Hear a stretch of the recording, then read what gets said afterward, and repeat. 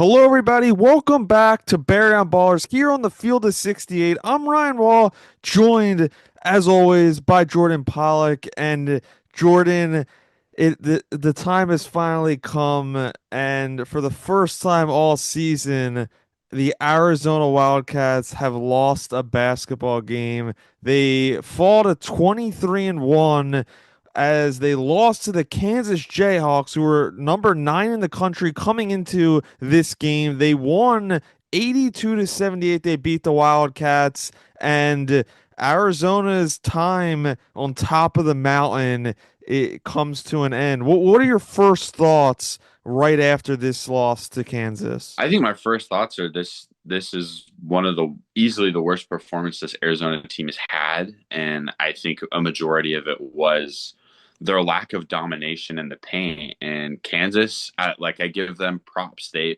played really well. They knew Arizona isn't like a really great 3-point shooting team. They'd much rather sit in the paint or let Jaden Bradley shoot mid-range shots, and they said, "Okay, we're gonna pack the paint, kick it out, and shoot a three every so often." And Arizona didn't do it as many times as they were afforded, and I think that was one of the bigger blows for Arizona in this game. Yeah, and before I touch on my thoughts, I just want to state that Kansas's star guard, Darren Peterson, the likely top three NBA draft pick in a couple months, was ruled out for this game just a couple hours before the game as he was dealing with flu-like symptoms and he was unable to play. And when I personally heard that news, I thought that Arizona had an even better chance to win this game, and I favored them even more. And obviously, we see that things didn't go as planned and as I previously thought. And I agree, Arizona. They had a good first half. They were up by 3 points at the break, but when they came out in the second half, they weren't. And throughout mainly the final 10 minutes of the game, when their lead shrank, it just was because Arizona was passive. They didn't respond that well to the physicality that Kansas was throwing at them on defense. And yeah, I think they really put Arizona in a box, and they put so much pressure on Jaden Bradley, Braden Berries to make a play, and they came up short. Braden Berry still was excellent in this game to me. 25 points, 50% from the field, made 4 3-pointers, 5 rebounds, and 3 assists as well. He was the standout for Arizona, but a thing that also stood out to me, and I said this to you before we started recording, is it was pretty evident and crazy that Arizona was still within a basket when they only had one field goal in a 7 minute time span. So to me, that is pretty crazy that they were still that close to winning this game. Even like you said, I agree, one of their worst performances of the night. Who stood out to you in this game, Jordan? I thought Krivas was the MVP for Arizona in this game. 14, 15 with 6 blocks. He was absolutely unreal. And pretty early, you could tell that they thought that that was the big matchup that was going to be in this game. And I'll say this, when Krivas had the ball in the paint 1-on-1, it was not a good sight for Badunga in this game. But it was when Kansas really condensed and they really started to double a lot more in the paint, and they started hitting and bumping, and especially when it came to the boards. I think that's when Arizona, like, they're used to a lot of those calls, and granted, like the whistle was kind of swallowed a lot, especially on those loose ball plays tonight. And I think that was just something that Arizona really hasn't dealt with a ton. And they've kind of just been able to freely kind of go and rebound, and they put bodies on them, and they rebounded really well against Arizona and kept them off the offensive glass. Yeah, Krivas was spectacular throughout this game. Mainly stood out to me in the first half, particularly. He is the first Wildcat to have at least 10 boards, 5 blocks versus a top 10 team since Jordan Hill achieved that feat back in 2008. So, quite a performance from Krivas. And as I mentioned, I do think it was a tale of two halves because in the second half, they figured Krivas out. He couldn't really get anything going on offense late in that game. And on defense, you mentioned Badunga. I mean, Badunga was tearing Krivas apart in that second half, and he couldn't do anything about it. Badunga and Melvin Council were the two difference makers for Kansas. In this game, those two guys combined for 46 points. They each had 23. Badunga added 10 boards as well. And those guys, once Kansas got the lead, those guys were unstoppable. They were the driving force for Kansas. And even though they were without their best player in Darren Peterson, they didn't really seem like, especially late in that game, that they were missing him because all their surrounding pieces, stepped up, made a difference. Bryson Tiller, the freshman, was excellent in this one. 18 points, 18 boards, or 18 points, 8 boards. And yeah, I just think Arizona didn't have an answer to Kansas's 3-point shooting early, and also Kansas in the second half, their pace and toughness on offense driving to the hole. The Arizona just didn't have an answer. Yeah, it seemed kind of, especially throughout the game. I would be curious to see where the transition points landed. I think probably Kansas would get the upper hand, but it seemed like in a bunch of transition opportunities, kind of both teams. I was curious if there was an issue with the ball. It seemed like the ball was just slipping out of their hands a lot. So I was curious if that was a thing. And I know a big thing that people will take away, and they even talked about in the broadcast, is how much Tommy Lloyd was trying to get in the ref's ear, and of some of just the missed calls and some of the calls that were made. And I do want to point out that Kansas was 21 of 25 from the free throw line, while Arizona is 8 of 14. So they definitely got a lot more chances and a lot better whistle when they had the ball shooting inside the paint than Arizona did.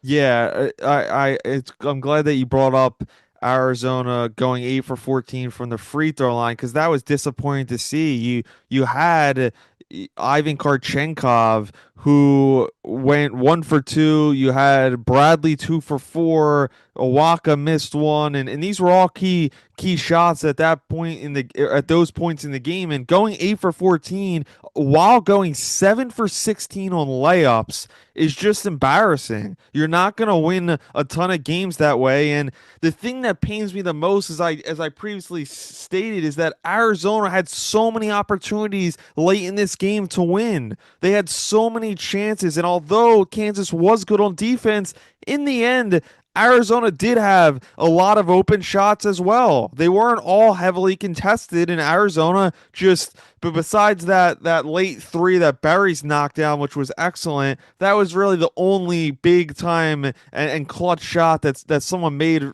from Arizona, in those last probably 8 minutes or so. And yeah, that was the difference in this one. And all around, I just don't think from start to finish that Arizona played a good enough game, and especially as we saw Arizona a couple times this season, when they get a double digit plus lead, they keep letting it slip away. And we saw it against BYU where it was slipping away and Arizona escaped. But even we said during those games and after those games that eventually it was going to catch up to them, and it seemed like it caught up to them in this one against Kansas. Yeah, I don't disagree with you, and I do want to give them, I think, some props because with the way that crowd showed up, they even talked about how high the decibels were in that arena. I don't feel like the arena really played that big of an effect with Arizona as much as it just helped and gave Kansas like a whole lift of momentum throughout the game. I don't really felt like Arizona got to a point where they were being negatively affected by the crowd. So I do want to Yeah. point that out. I thought that was excellent with them being able to keep their head down and stay gritty throughout the game. Yeah, that's a great point, and especially in the first half, the crowd was kind of invisible, and you couldn't really even hear them that much in the first half. They really picked up in the second half when the game got closer. The student section came alive, at Allen Fieldhouse. But no, I totally agree with that. I don't think Arizona was phased, especially probably for about 70% of that game, but it did seem like when the time on the clock got lower and the game kind of got closer, I'm not going to say the crowd affected Arizona, but I think there were a lot of factors that caused Arizona to not play at their best. But another guy to me that played great for Arizona. And this one was Ivan Karchenkov, 13 points, 6 or 14 from the field. He added 6 rebounds, and I just thought he was very good in this one. Late in this game, he wasn't great, and he did miss all 3 of his 3-point attempts. So I didn't love to see that. But especially in that first half, I just thought he was such a difference maker for the Wildcats. Yeah, I completely agree. And Karchenkov's like he's the glue guy. He's the guy that'll just find a way to get a bucket when it seems there's a crazy loose ball possession or he's breaking out for a classic cherry pick. And I think him getting into double figures also is kind of a point of this game. There was really no offensive rhythm outside of Krivas getting going in the first half, and you said Barry's hitting a few threes throughout the game. There was really no rhythm, and I think that gave Yvonne and really helped propel and kind of keep this game close was his glue plays. Yeah, all around and kind of, taking a step back and reviewing this game, gathering my thoughts. I think it was a really exciting game. In the first half, you saw Arizona, they had the lead, and then in the second half, their lead grew, and then Kansas bounced back. The crowd got in it, as I mentioned. So I thought it wasn't the prettiest game, the cleanest played game by any means. There were tons of fouls, tons of turnovers, bad shots. But I thought for a top 10 matchup, it gave you that excitement. It was an entertaining basketball game, and although I wanted to see Peterson in this matchup, I think that if Peterson plays in their second matchup, we'll see how that one kind of goes. But I think Arizona could have been in deeper trouble if Peterson did give it a go in this one. What were your final thoughts on this game against Kansas?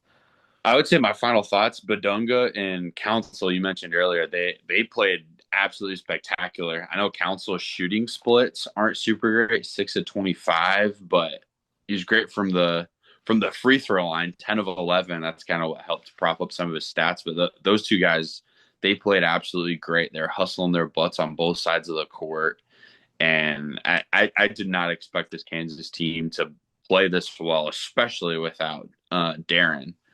But yeah, I was really impressed by this Kansas team.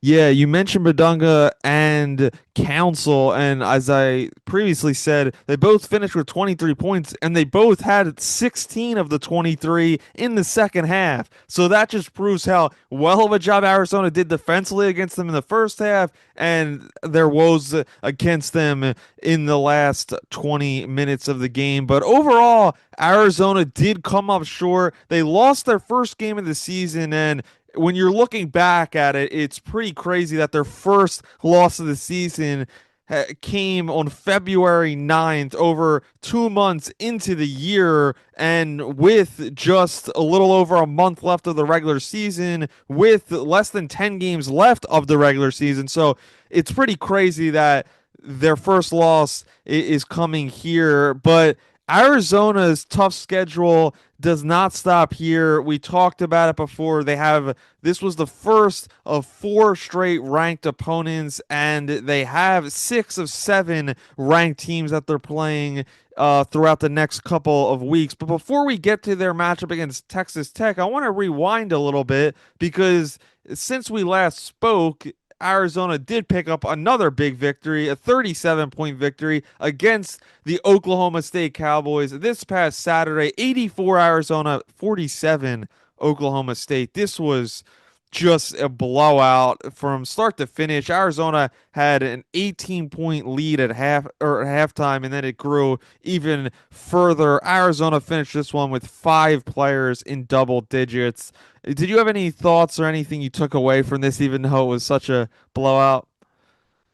I thought for me, the thing that didn't really make a ton of sense was just Oklahoma State's kind of willingness to just settle with their guards kind of taken over. Like Parsafala was their double digit lead scoring guy, averages close to almost double figures in shots taken. And the guy shoots 7 shots in the game, still was handling the ball a lot. They use him to get their actions going. But a lot of his points came in the second half in garbage minutes when they're just kind of trying to get anything to go in the basket. So I was very actively surprised with their willingness to just be like, okay, well, we're not going to use our best player because your guys' front court is so stacked. So I think that was one of the bigger surprises for me, and I think it really showed in how poorly they shot the ball. Yeah, also Anthony Roy, their leading scorer, only had 10 points and he was 3 for 10 from deep. And when he wasn't getting going, early in this contest, I just knew Arizona had all the makings of another big win. Braden Berry's led the team in this one, 15 points along with 8 boards, another phenomenal rebounding performance from the five-star freshman. And Jaden Bradley also had 13. And yeah, all around, this was just a beatdown. And this was a game where the starters didn't play a ton of minutes. Garchenkov only played 20, Bradley 24, Krivas 21, Berry's 26, Koa Pete 27, and Aristode, Owaka, and Del Orso all finished with at least 20 minutes in this one. So got a little bit of everyone involved in this one. But I wanted to move on, Jordan, and talk about Arizona's next game, and that is against the Texas Tech Red Raiders. They're ranked number 16 right now. The game's taking place this Saturday at the McCall Center on Saturday, February 14th. It's tipping off 4:30 p.m. local time, 6:30 p.m. East Coast, and it's on ESPN. We talked about Arizona not having a lot of prime time type games on national TV. They get just that against Texas Tech. What are your first thoughts on this matchup? I'm excited. JT Toppins is one of the best players in the country. Coming back, I think he was a first teamer last year in the Big 12. They kind of run through him. Grant McCausland's a great coach. I think he's uh, Big 12 is full of so many good coaches. I want to say he's top four, but I think about it, he's right there. He's right there though. He's kind of the first name that I was throwing out with how much Kentucky was struggling earlier of a coach that they were going to probably look for. Very well coached. JT Toppin is a star, and I would not be surprised if he came back for his fourth year next year. I think this game being played in McHale does give Arizona a little bit of a nudge, but they're gonna have to show up. Like they're definitely not going to be able to continue to make this a pattern with kind of how much they struggle, especially inside the paint. That's their strength. They still need to stick with it, but they also don't shouldn't shy away from taking open shots, especially from outside if they're there. Yeah, JT Toppin is spectacular. He's averaging over 21 a game, 10 and a half boards, 2 assists, 1.6 steals, 1.6 blocks, 1.3 steals per contest. He is not only one of the best big men, but he's one of the best players in college basketball. That's simple. And he, in his, counterpart of Texas Tech's star duo is Christian Anderson, who's averaging over 19 per game, 7.7 assists per contest this year, which is third in the country. And it's Anderson and Toppin this year are just one of the best duos in college basketball. So I think if you want to go player for player, you could make an argument in this matchup that Texas Tech could have the two best players in the game. Statistically, they do.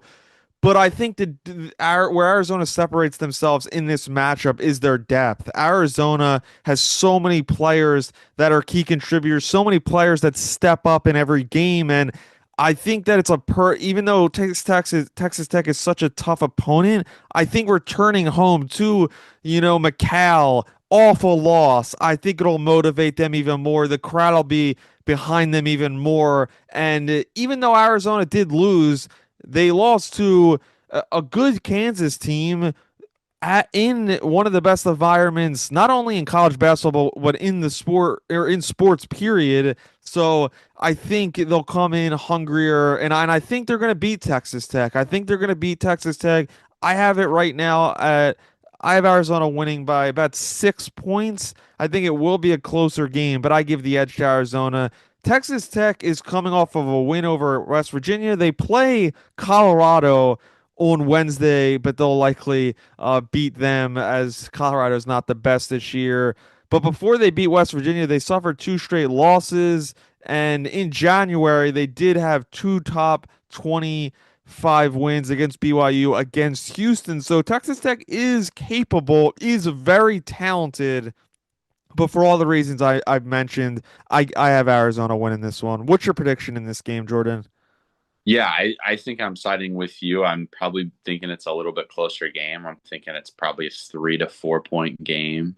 Um, but yeah, like you said, I think this is a big opportunity for them, and especially anybody in the building and even Arizona fans. It's great that we get one game before the next poll comes out because with the bias against Arizona, I know if they didn't have a chance to right the ship, they would be bumped down in the poll after a game like tonight very easily. Yeah, I think there's still a case if Arizona has an impressive win over Texas Tech. I think there's still a really good case to be made that Arizona still should be number one in the country. Will that be true come Monday? I'm not sure. We'll have to wait and see. But as I said, I do think this is a great opportunity for them, and I think that the tell of a great team is how you bounce back, how you look off a loss, especially your first loss of the season, because this group and this team together hasn't lost yet. So, how are they going to respond? How is Tommy Lloyd going to prepare them for their next game following a loss? All that we're going to have to wait and see. All right. Well, I want to thank everybody for tuning into today's episode.